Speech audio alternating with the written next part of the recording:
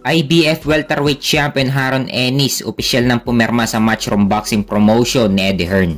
Ayon dito, Haron Boots Ennis has signed a multi-fight promotional deal with Eddie Hearn's Matchroom alongside Boots Promotion to fight on the zone moving forwards. So ang tanong, tama ba ang ginawang hakbang ni Haron Ennis?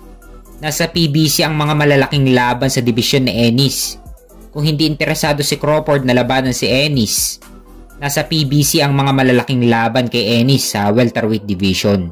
Tulad kay interim WBC welterweight champion Mario Barrios, hawak ng PBC yan. Si regular WBA welterweight champion Ayman Tastanionis, hawak din ng PBC yan.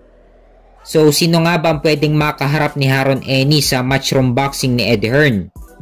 Well, nandyan si Conor Benn, madali lang maikasa ang laban nila ni Conor Benn. Lalo na't pares na silang hawak ni Eddie Hearn.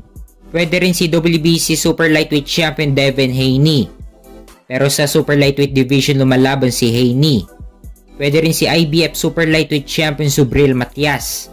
Magandang laban ito lalo na't pares may knockout power ang dalawa. Pero gusto kong makita ang laban ni Ennis kay Conor Benn, pares na sa kalakasan ang dalawa. May edad pa lamang si Ennis na 26, samantalang si Conor Benn naman ay may edad ng 27. So kaabang-abang ang magiging laban nila.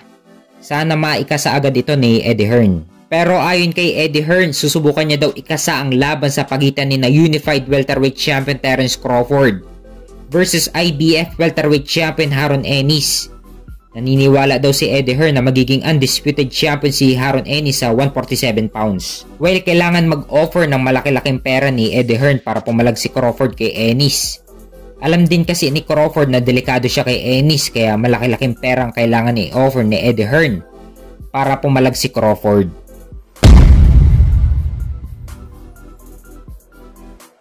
Sa kabilang banda naman, abangan natin at kasado na sa April 20 ang laban ni WBC Super Lightweight Champion Devin Haney versus Ryan Garcia. Nakataya ang WBC Super Lightweight title ni Devin Haney.